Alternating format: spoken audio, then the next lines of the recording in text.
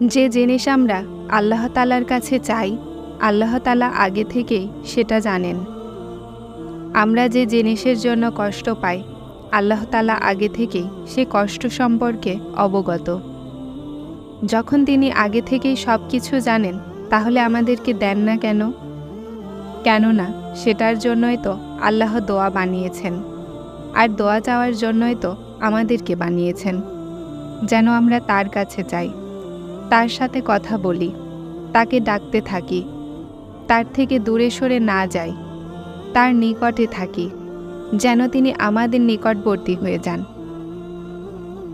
আমরা তার কাছে চাই, আর সেই কথায় কথায় আমাদের এলোমেলো মন সেই জিনিস থেকে সরে যায় যা আমাদের জন্য মঙ্গলজনক না হয়।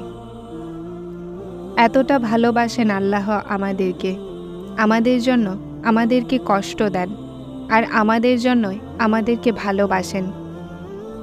জানো আল্লাহ তোমাকে নিরুপায়ের পর্যায়ে কেন এনেছেন? যেন তুমি আল্লাহর সাথে জুড়ে যাও আর বিশ্বাসের সাথে চাও। যখন তুমি দোয়াগুলোর উপরে বিশ্বাস করতে শিখে যাবে, তো প্রতিটা জিনিস যা তোমার এখন অসম্ভব মনে হচ্ছে সেটা স্বাভাবিক লাগবে। তিনি সমস্ত হিকমত সম্পর্কে জানেন, উনি ভালো জানেন, সমস্ত পরিস্থিতি জানেন, উনি আমাদের অশ্রু সম্পর্কে সমস্ত কিছু জানেন। উনি ইলমে সর্বশ্রেষ্ঠ, হিকমতে শ্রেষ্ঠ। তাই প্রতিটা ইচ্ছা ব্যর্থ হলে নিজেকে বলো, আল্লাহ জানেন, আমি জানি না। আপনার রব আপনাকে অনেক ভালোবাসেন। আপনার রবকে অসন্তুষ্ট করেন না। আপনি তার একবার শুনেই দেখুন তিনি কিভাবে আপনার মান রাখেন। যখন মানুষের চাওয়া কখনোই পূরণ করা সম্ভব নয়, আপনি তাদেরকে যতই দেন, তারা সেই কথা নিয়েই চর্চা করবে যা আপনি তাদেরকে দিতে পারেননি। জীবনকে আল্লাহর দেখানো রাস্তা অনুযায়ী চালান। আপনার জীবন খুব সুন্দর হয়ে যাবে। আল্লাহর জন্য কিছু ছেড়ে দিয়ে তো দেখুন, আর তারপর সবর করুন। উনি আপনাকে আপনার সবরের বদলে অনেক দিবেন। এই দুনিয়াও ধোঁকা, আর এখানকার মানুষও আপনার সব সময় পাশে থাকবে না। নিজের কদর করুন, নিজেকে জাহান্নাম থেকে বাঁচান। মানুষের জন্য নিজেকে আল্লাহর শরণ থেকে মুখ ফিরিয়ে নিও না। আল্লাহ প্রতিটা দোয়ার জবাব দেন, শুধু একটু ভিন্ন ভিন্ন উপায়ে। কখনো তিনি আপনাকে কারো সাথে মিলিয়ে দিয়ে জবাব দেন, কখনো আপনার থেকে দূরে সরিয়ে, কখনো আপনার দোয়ার মাধ্যমে পয়গাম পাঠান, তো আবার কখনো তার জবাব কোনো কষ্টের মাধ্যমে দেন। কখনো তিনি সিজদাতে ফেলে তার পরিকল্পনা বোঝান, আর কখনো হাত ধরে সবরের ফল দেন। পরীক্ষার আশা আর রুহের খণ্ডবিখণ্ড হয়ে যাওয়া বিনা কারণে নয়। কখনো কষ্টে থাকলে আল্লাহকে অনুভব করো, তারপর তার অবস্থানও বুঝতে পারবে, আর তার সান্ত্বনাও শুনতে পাবে। কষ্ট মনে তখনই দেন তিনি, যখন আমাদেরকে মনে করেন। তখন তিনি চান তুমি তার সাথে কথা বলো, তাকে তোমার কৈফিয়ত শোনাও, সমস্ত চিন্তা তার সোপর্দ করে দাও। শুধু তুমি আর আল্লাহ থেকে যাও, আর সব কিছু ভুলে যাও। তুমি একা নও, তোমার সাথে আল্লাহ আছেন। আর যার সাথে আল্লাহ থাকেন, তার দিকে দুনিয়ার সমস্ত আলো থাকে। যেখানে মাথা সেজদায় পড়ে যায়, চোখ ভিজে যায়, সেখানে কোন হতে দেরি লাগে না। বিশ্বাস রাখো, তিনি হজরত ইউসুফ আলাইহিসসালামকে মাছের পেটে জীবিত রাখতে পারেন। তাহলে তোমাকে কেন বের করবেন না সমস্যাগুলো থেকে? উনি তো দেওয়ার কুদরত রাখেন। কোনের মজেজা এখনও হয়।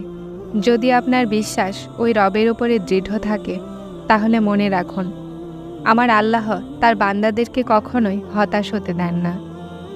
যখন না চাইতেই আমরা এত কিছু পেয়ে যাচ্ছি, তাহলে ভাবো, যখন চাইব তখন আমাদের প্রতিটা জায়েজ চাওয়াকে তিনি পূরণ করতে সক্ষম।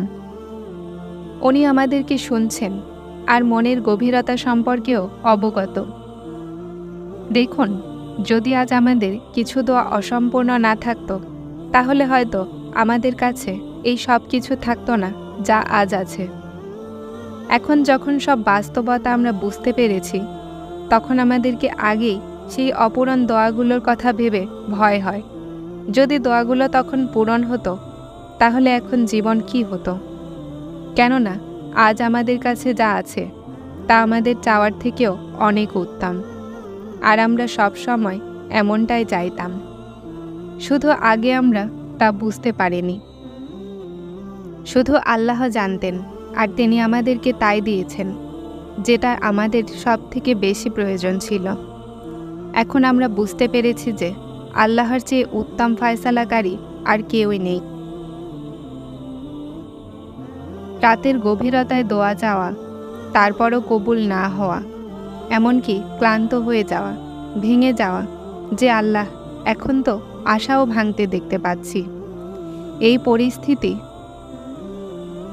দেখে আল্লাহ তখন কোন বলেন আর কবুলিয়তের মাধ্যমে খুশি করে দেন। আমার আল্লাহ তাআলা তখন বলেন, ভয় পেও না, আমি তো তোমার সাথে আছি না। তুমি এই বিশ্বাস কেন করো না যে আমার আল্লাহ আমাকে কোনো পরিস্থিতিতেই নিরাশ করবেন না? যদি তুমি অভিযোগ করতেই থাকো, তাহলে তোমার দোয়াগুলো কবুল হবে না। আল্লাহর ভালোবাসা আমাদেরকে এটাই শেখায় যে যতক্ষণ তুমি তার ওপর দৃঢ় বিশ্বাস না করবে, ততক্ষণ তোমার দোয়াগুলো কবুল হবে না।